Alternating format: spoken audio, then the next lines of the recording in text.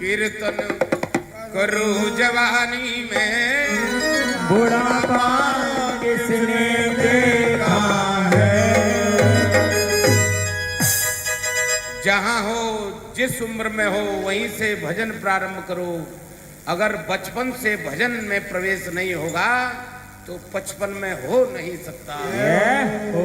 इसलिए गुरुदेव भगवान का निर्देश है, छोटे हों बड़े हों मध्यम हों सबको भजन में रमाओ।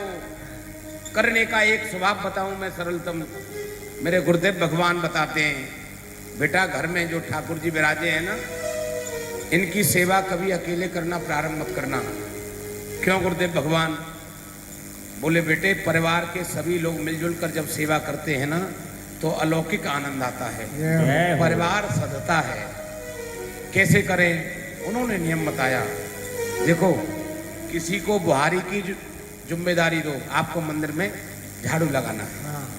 किसी को मंदिर के बर्तन धुलवाने की जिम्मेदारी दो, किसी से पुष्प तैयार कराओ, किसी से प्रसादी तैयार कराओ, अरे किसी को निल्हा करके तिलक की तैयारी करवाओ। सब मिलकर जब यात्रा करोगे ठाकुर जी की शरणागति की, जीवन अलौकिक बनने लगेगा। मेरी सबसे करबद्ध प्रार्थना है, एक साधन को और साधो। जो घर में ठाकुर जी है ना, इनकी सेवा स्वयं ही करनी होगी आपको। भूल करे अपराध ना हो।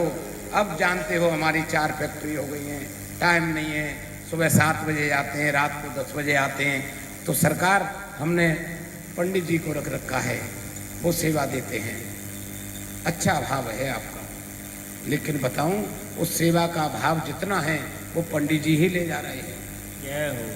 इस बात को ध्यान से समझो। परिवार में जब नियमित हम चलेंगे तभी हमारे साथ रहने वाले लोग धीरे धीरे ठीक होंगे। परिवार में कलह होना, परेशानी होना एक ही कारण से आती है, उसके जिम्मेदार हम होते हैं। अगर हम घर के मुखिया हैं तो जानते हो हम अपने को छोड़कर सबसे नियमबद्ध जीवन चाहते हैं।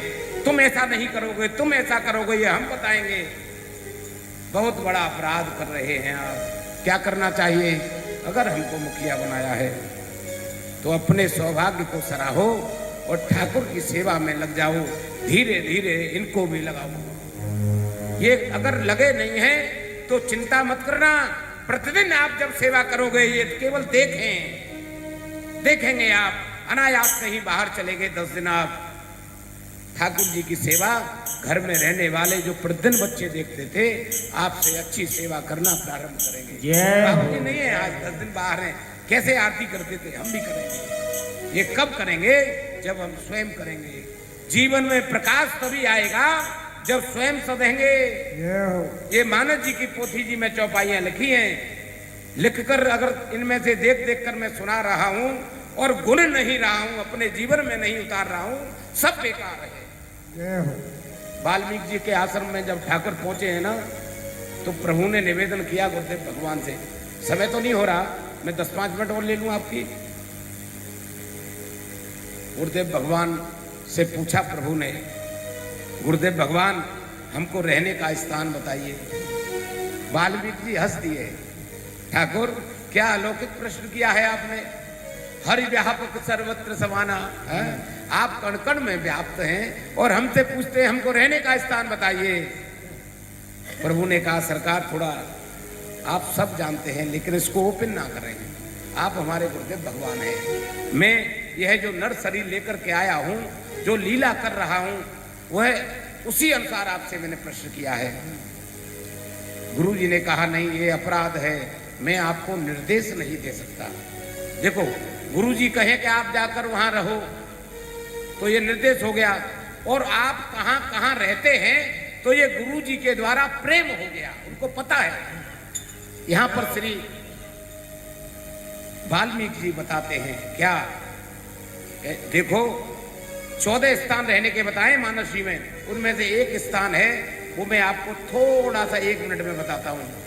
वाल्मीकि जी कहते हैं ठाकुर आप कण कण में व्याप्त हो, फिर भी मैं आपको रहने के स्थान बताता हूँ कि आप कहाँ कहाँ रहते हो।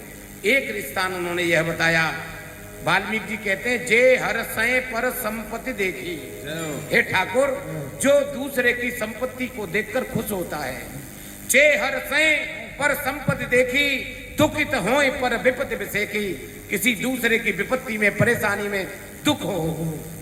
हे ठाकुर, जिन है राम तुम प्राण प्यारे, जिनके मन शुभ सदन तुम्हारे।